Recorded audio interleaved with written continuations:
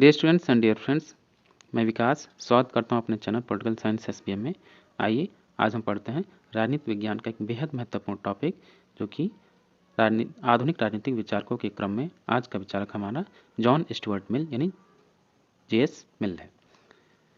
आगे बढ़ने से पहले एक रिक्वेस्ट है, अगर आप चैनल पर नए हैं तो प्लीज़ चैनल को आप सब्सक्राइब कीजिए, साथ ही वीडियो को पूरा देखिए और अच्छा लगे तो लाइक, कमेंट और अपने दोस्तों में अवश्य शेयर कीजिए। तो आइए पढ़ते हैं आधुनिक राजनीति विचारक जेएस मिल यानी जॉन स्टुअर्ट मिल को। जॉन स्टुअर्ट मिल आपका बेहद महत्वपूर्ण विचारक हैं, क्योंकि इसके कार्य, इसके सिद्धांत, इसके विचारों से आज भी समस्त विश्व जगत इस फलीभूत हो रहा है और इसके तमाम जो भी विचार हैं आज के प्रतिनिधित्वात्मक शासन जो कि लोकतंत्र है उस पर स्पष्ट छाप दिखाई देता है। तो आइए इसको पढ़ते हैं।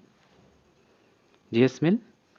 इन जॉन स्टुअर्ट मिल का जन्म लंदन के यानी इंग्लैंड में लंदन 20 मई 1806 को हुआ और उनके पिता आप सभी को पता है जेम्स मिल हैं, और जेम्स मिल उसी बेंथम के शिष्य थे जो कि बेंथम अधिकतम व्यक्तियों के अधिकतम सुख के सिद्धांत, उपयुक्ततावादी सिद्धांत का प्रबल समर्थक हुआ या उसका जनक हुआ।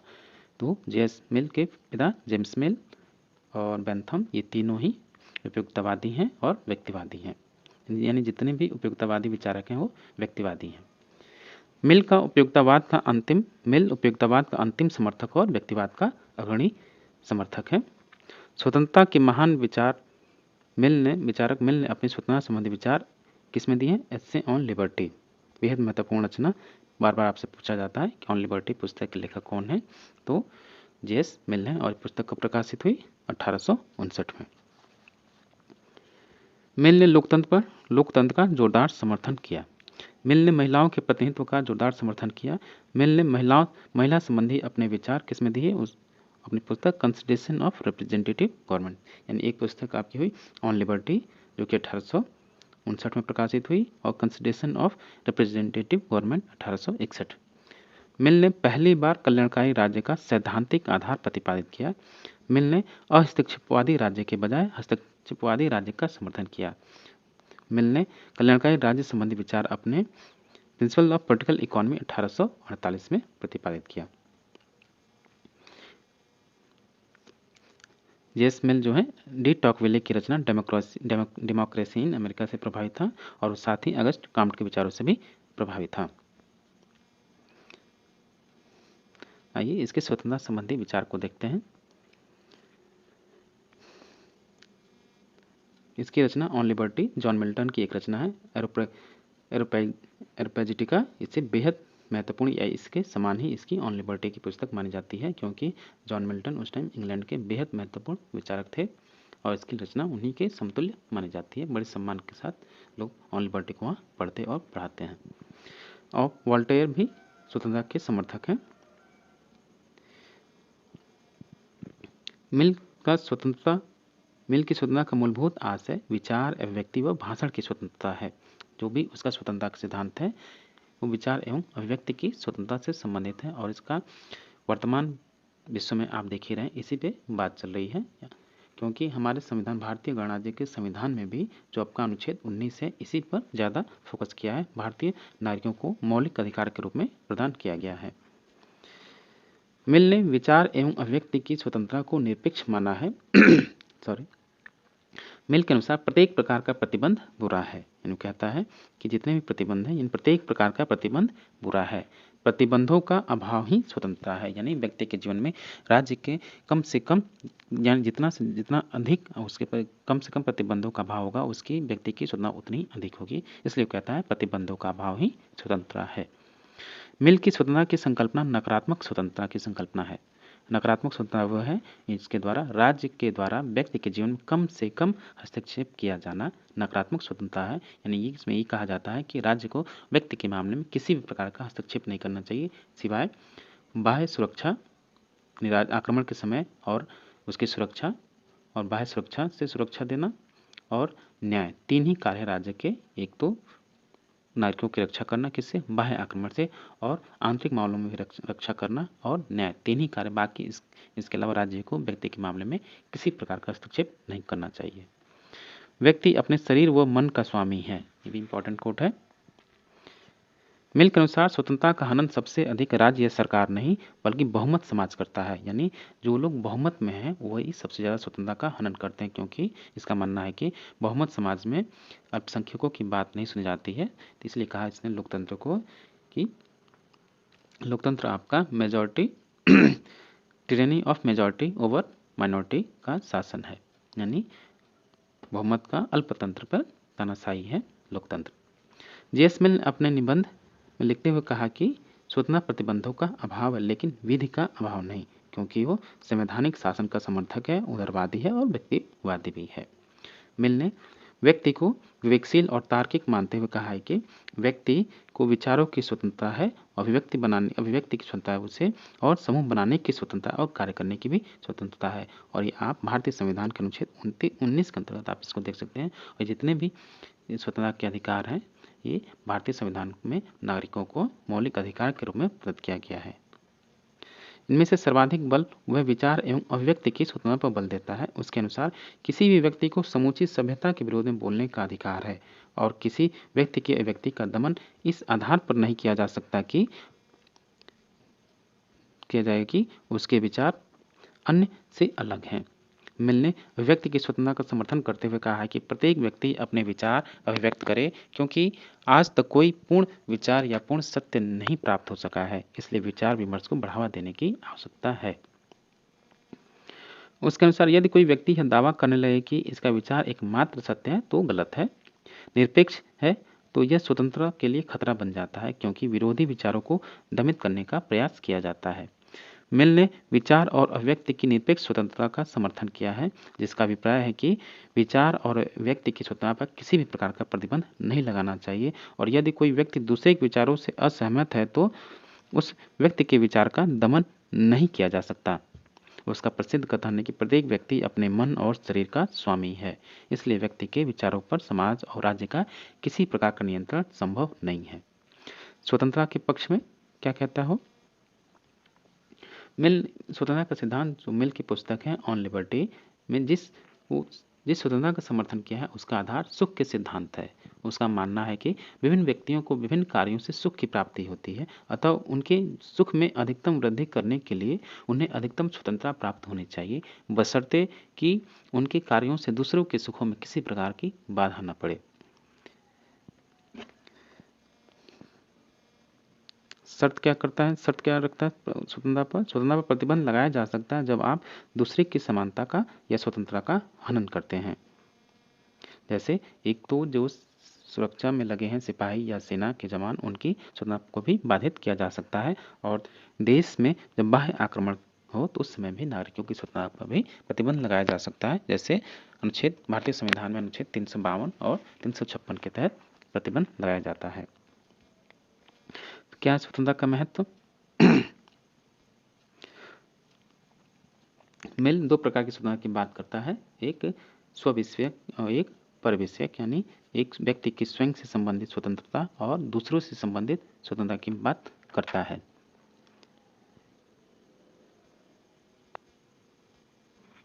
पहले प्रकार की स्वतंत्रता है स्वपरक कार्य और दूसरा है अन्य परक कार्य। स्वविषयक कार्य यानी सेल्फ रिगार्डिंग मैटर्स के मामले कहता है कि इसके अंतर्गत वे कार्य आते हैं जिनका संबंध व्यक्ति के व्यक्तिगत जीवन से होता है, जैसे भोजन करना, पहनना, सोना, आचार विचार आदि। मिल ने आत्म विषयक कार्य में व्यक्ति को पूरी स्वतंत्रता दी है, इसमें राज्य या सरकार को किसी प्रकार का हस्तक्षेप को स्वीकार नहीं करता है। इसी प्रकार दूसरी प्रकार की स्वतंत्रता है पर विषयक कार्य, यानी अन्य परक कार्य क्या है, इन पर प्रतिबंध लगाया जा सकता है जो समाज में अन्य व्यक्तियों को प्रभावित करे, यानी कि मिल ने इसके अंतर्गत उन कार्यों को स्थान दिया है जिनका संबंध दूसरे व्यक्तियों या समाज में से रहता है, जैसे समाज में अभद्रता या अनैतिकता फैलाना, राज्य विरोधी संगठनों का निर्माण करना आदि। इन कार्यों के संपादन में व्यक्ति को पूरी स्वतंत्रता नहीं मिलनी चाहिए, इस पर राज्य का नियंत्रण आवश्यक है। अगर प्रत्येक व्यक्ति को पर विषय कार्य में पूरी स्वतंत्रता दी जाए तो उससे समाज में अराजकता फैल जाएगी और मनुष्य का जीवन खतरे में पड़ जाएगा। तो बेहद महत्वपूर्ण है कि मिल ने दो प्रकार की स्वतंत्रता पर बल दिया, एक स्वयं विषयक और एक है पर विषयक संबंधित स्वतंत्रता। आगे है वो सकारात्मक स्वतंत्रता पर क्या विचार रखता है, यानी स्वतंत्रता संबंधित विचार पे उसमें सकारात्मक स्वतंत्रता। मिल के अनुसार अपनी इच्छा अनुसार कार्य करना स्वतंत्रता है, परंतु कई बार अन्य लोग उस इच्छा को हमसे ज़्यादा जानते हैं। यानी इसका उदाहरण देखो, बात करता है अपनी कि पुल का उदाहरण देते हुए कहा है कि यदि पुल टूटा हुआ है तो अन्य व्यक्ति हमें पुल पार करने से रोक सकते हैं। यहाँ पर आकर मिल स्वतंत्रता पर अनजाने में प्रतिबंध लगा देता है तथा सकारात्मक स्वतंत्रता की ओर बढ़ जाता है। परंतु मूल रूप से मिल की स्वतंत्रता नकारात्मक स्वतंत्रता है, और नकारात्मक स्वतंत्रता का आशय यह है कि राज्य द्वारा व्यक्ति के किसी भी मामले में हस्तक्षेप नहीं करना चाहिए, उसको खुला छोड़ देना चाहिए। और सकारात्मक स्वतंत्रता है, ये कहता है कि राज्य को व्यक्ति के मामले में हस्तक्षेप करना चाहिए, जिसको हम आज के दौर में कल्याणकारी राज्य की संकल्पना देते हैं। मिल के स्वतंत्रता संबंधी विचारों की आलोचना है जो निम्नलिखित है। बारकर के अनुसार मिल की स्वतंत्रता खोखली और उसका व्यक्तिवाद अमूर्त है। बेहद महत्वपूर्ण कोट है ये, कई बार एग्जाम में पूछा जाता है कि किसने कहा कि मिल की स्वतंत्रता खोखली स्वतंत्रता है। बारकर ने कहा। लोकतंत्र पर उसके क्या विचार है? लोकतंत्र पर मिल के लोकतंत्र का विचार संसदीय या प्रतिनिधिवादी यानी रिप्रेजेंटेटिव है। इसे आजकल हम परिचर्चात्मक लोकतंत्र भी कहते हैं। अतः वह रूसो के प्रत्यक्ष लोकतंत्र की मान्यता का समर्थक नहीं है। यानी रूसो जो प्रत्यक्ष लोकतंत्र यानी डायरेक्ट डेमोक्रेसी है, उसका वो मान्यता करता, उसका समर्थक नहीं है। ये विमर्शी लोकतंत्र या प्रतिनिधि या संसदीय लोकतंत्र का समर्थक है। उसने बेंथम के एक व्यक्ति एक मत की मान्यता को अस्वीकार कर दिया। देखिए, बेंथम आपका एक व्यक्ति एक वोट का समर्थक है, परंतु मिल इसकी बात नहीं करता है। तो क्या? तो उसने बहुल मतदान का समर्थन किया, जिसका अभिप्राय शिक्षित और संपत्तिशाली व्यक्तियों को एक से अधिक मत प्राप्त होने चाहिए। यानी इसी का जो गुरु है बेंथम, वो एक व्यक्ति एक मत की बात करता है, परंतु शिष्य जो जेस मिल है वो बहुल मतदान की बात करता है। वो कहता है जो व्यक्ति जितने संपत्तिशाली और शिक्षित हैं उनको उतने ही अधिक मतदान दिए जाने चाहिए। यानी वर्गीय मतदान या भारित मतदान, इसी को बोलते हैं। ये वर्गीय या भारित मतदान का समर्थक है या बहुल मतदान का समर्थक है।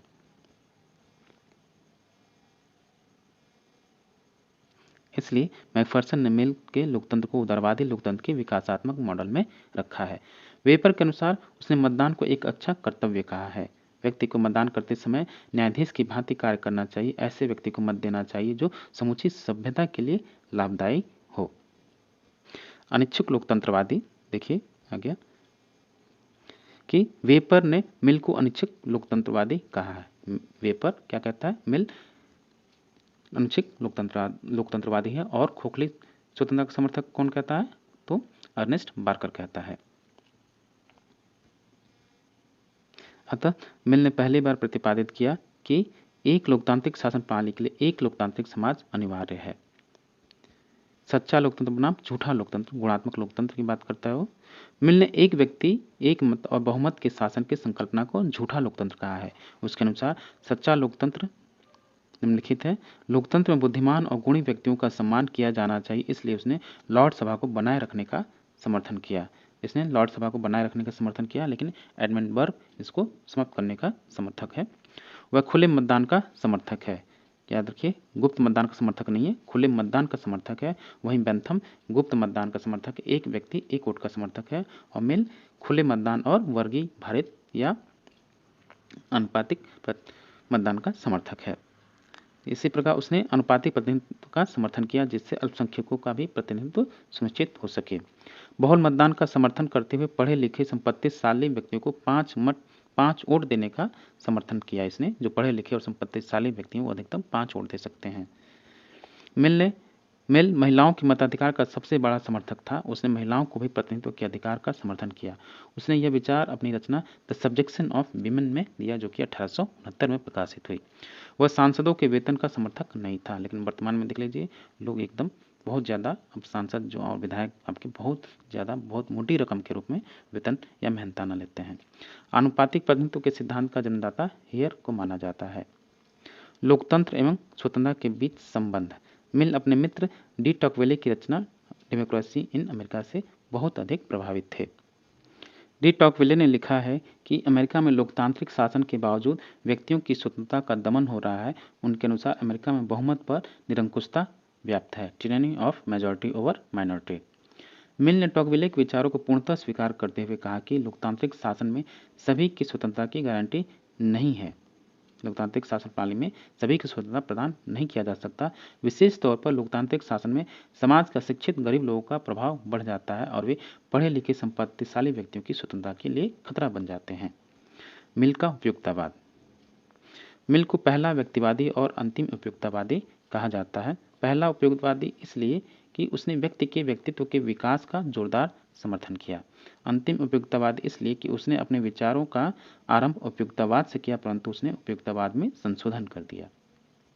उपयुक्ततावाद में संशोधन किस प्रकार किया? प्रत्येक व्यक्ति का मूल उद्देश्य अधिकतम सुख की प्राप्ति है। व्यक्ति का वह कार्य ही सही है जिसमें ज़्यादा से ज़्यादा सुख प्राप्त हो।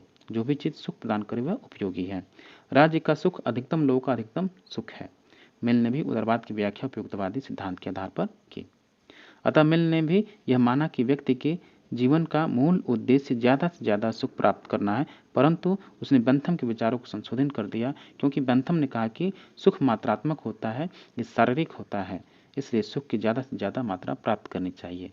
मिल ने बेंथम की उपयुक्ततावादी मान्यता का खंडन किया। उसने सुखवाद में गुणात्मक विभाजन कर दिया। मिल के अनुसार सुख दो प्रकार के होते हैं, एक नैतिक, जो कि नैतिक सुख को वो उच्चतर मानता है, और भौतिक सुख को निम्नतर मानता है। मिल के अनुसार मानव होने का अर्थ उच्चतर नैतिक सुखों की प्राप्ति करना है। इसी आधार पर कहता है, बेहद महत्वपूर्ण कोट है इसका, असंतुष्ट सुकरात संतुष्ट मूर्ख से बेहतर है। यह मिल की मान्यता है। कहता है कि संतुष्ट मूर्ख से बेहतर है कि असंतुष्ट सुकरात होना बेहतर है। उसने सुख के बजाय स्वतंत्रता को साध्य माना। सुख के बजाय स्वतंत्रता को साध्य मानता है। मिल ने परंपरा, इतिहास एवं संस्कृति का विशेष ध्यान रखा, इसलिए वेपर ने उसे ऐतिहासिक सापेक्षवादी कहा, जबकि बेंथम ने इतिहास, परंपरा एवं धर्म जैसे तथ्यों की अवहेलना की है। मिल आपका विचारक जो इंडिया ऑफिस में काम करता था, वो सजेस्ट भी किया कि ईस्ट इंडिया कंपनी को या ब्रिटिश हुकूमत को भारतीयों के उनके धार्मिक और सामाजिक रीति रिवाजों में हस्तक्षेप नहीं करना चाहिए। मिल एक व्यक्तिवादी के रूप में क्या है उसका योगदान? मिल को पहला व्यक्तिवादी और अंतिम उपयुक्ततावादी कहा जाता है। मिल ने पहली बार व्यक्ति के नैतिक विकास पर सर्वाधिक महत्व दिया, जबकि इसके पहले व्यक्तिवादियों ने व्यक्ति के भौतिक विकास पर बल दिया। मिल द्वारा उदारवाद में किया गया संशोधन। मिल ने परंपरागत उदारवाद में परिवर्तन करते हुए सीमित राज्य और हस्तक्षेपी राज्य की संकल्पना को परिवर्तित कर दिया। मिल ने स्पष्ट रूप में राज्य द्वारा अर्थव्यवस्था में हस्तक्षेप का समर्थन किया और तथा कल्याणकारी राज्य का आधार रखा। मिल ने अपनी प्रसिद्ध रचना प्रिंसिपल्स ऑफ पॉलिटिकल इकोनॉमी में स्पष्ट रूप से स्वीकार किया है कि समाज में सभी व्यक्ति अपने विकास की यात्रा समान रूप से प्रारंभ नहीं करते, अतः राज्य को अर्थव्यवस्था में हस्तक्षेप करना चाहिए। इसलिए सेबाइन ने माना कि उदारवाद का सबसे सफल संशोधन ग्रीन ने किया, जिसने व्यक्ति और समाज के बीच विद्यमान विरोध समाप्त कर दिया और यह कहा कि व्यक्ति एक सामाजिक प्राणी है। राज्य की संकल्पना के बारे में क्या कहता है मिल? मिल ने राज्य को यांत्रिक प्रकृति बताया है। मिल ने राज्य को क्या बताया? यांत्रिक प्रकृति के बताया है, परंतु मिल के विचार में समूहवाद का आधार भी विद्यमान है। एवं मिल के विचारों से इंग्लैंड का फेबियन समाजवादी विचार भी प्रभावित है। कल्याणकारी राज्य का सैद्धांतिक रूप में पहली बार स्पष्ट रूप इसने प्रतिपादित किया। मिल ने नकारात्मक उदारवाद का संशोधन करते हुए इसे सकारात्मक उदारवाद में परिवर्तित कर दिया। मिल ने पहली बार राज्य की अर्थव्यवस्था में हस्तक्षेप को उचित माना या हस्तक्षेप को स्वीकार किया, अतः मिल ने हस्तक्षेपकारी राज्य का प्रतिपादन किया। मिल ने प्रगतिशील करारोपण का समर्थन किया है। समाज में विषमता का मूल कारण मिल ने सामंतवादी व्यवस्था को बताया। सभ्यता के विकास में सभी अपनी यात्रा समान रूप से प्रारंभ नहीं करते हैं, तो इसलिए मिल ने अपनी पुस्तक प्रिंसिपल ऑफ इकोनॉमी में हस्तक्षेपीवादी राज्य का या वेलफेयर स्टेट का संकल्पना प्रतिपादित किया। मिल के विचार से इंग्लैंड में फेबियन समाजवादी प्रभावित थे, अतः मिल का झुकाव समूहवाद की ओर भी है। मिल ने अ सिस्टम ऑफ लॉजिक और रेशियोसिनेटिव एंड इंडक्टिव नामक रचना लिखी। उसकी अन्य रचनाओं में भी अन्य कई रचनाएं हैं, जैसे आपका प्रिंसिपल्स ऑफ पॉलिटिकल इकोनॉमी और on the improvement in the administrative of India, ये भारतीय प्रशासन के बारे में लिखा। On the improvement in the administration of India, जो कि 1858 में प्रकाशित हुई। On liberty, thoughts on parliamentary reform, ये भी उसकी महत्वपूर्ण पुस्तक है। और एक कंसिडरेशन ऑन रिप्रेजेंटेटिव गवर्नमेंट, और एक बेहद महत्वपूर्ण पुस्तक है उसकी यूटिलिटेरियनिज्म। फिर एक और है वीमेन सफरेज और सब्जेक्शन ऑफ वीमेन, उसकी रचना है। महिलाओं के उत्थान संबंधी मिल के विचार क्या है? मिल ने अपनी रचना द सब्जेक्शन ऑफ वीमेन जो कि 1859 में प्रकाशित हुई, महिलाओं को सार्वजनिक क्षेत्र में समानता के लिए जोरदार तर्क प्रस्तुत किया। उसने 3 एसेज ऑन रिलेशन जो कि 1874 में लिखा, प्रकाशित हुई इसके मरने के बाद। मिल ने महिलाओं को संपत्ति के अधिकार का समर्थन किया है। मिल के अनुसार पुरुष और महिलाओं की बौद्धिक और नैतिक क्षमता में कोई भेद नहीं होता, अतः सार्वजनिक जीवन में दोनों की सहभागिता समान रूप से होनी चाहिए तथा उन्हें समान रूप से मताधिकार प्राप्त होने चाहिए। मिल ने इस बिंदु की ओर ध्यान दिया कि हम मानवीय समानता का तो समर्थन करते हैं परंतु लैंगिक समानता का नहीं। मिल ने सार्वजनिक कार्यों के लिए दिए जा रहे पुरुष और महिलाओं के वेतन असमानता का भी विरोध किया। मिल को आधुनिक राजनीतिक विचारक हैं, खासकर जो आपका आधुनिक समाज में जो महिलाएं हैं उनको मिल को नमन करना चाहिए, उनको धन्यवाद देना चाहिए, क्योंकि उनके बारे में तमाम तरह के विशेषताओं का उल्लेख किया और उनसे संबंधित जितनी बुराइयां थी, असमानता था, उसका समाप्त करने के लिए ब्रिटिश पार्लियामेंट में भी बिल प्रस्तुत किया। इसलिए उसने कहा कि समान कार्य के लिए समान वेतन, पुरुष और महिला में किसी प्रकार का भेद नहीं होना चाहिए। महिलाओं को मताधिकार वहाँ नहीं था, महिला के मताधिकार का भी उसने समर्थन किया। तो डियर स्टूडेंट्स, ये थे आपके आज के आधुनिक राजनीतिक विचारकों के क्रम में जॉन स्टुअर्ट मिल, जो कि इंग्लैंड के बेहद महत्वपूर्ण, प्रभावशाली और अपने व्यक्तित्व और लेखन कला से पूरे इंग्लैंड के दर्शन को प्रभावित किया, उसके साथ साथ राजनीतिक व्यवस्था को भी प्रभावित किया। और इंग्लैंड तो प्रभावित हुआ, लेकिन आज वर्तमान में विश्व भी प्रभावित है। मिलते हैं आपसे नेक्स्ट वीडियो में, and thank you for watching.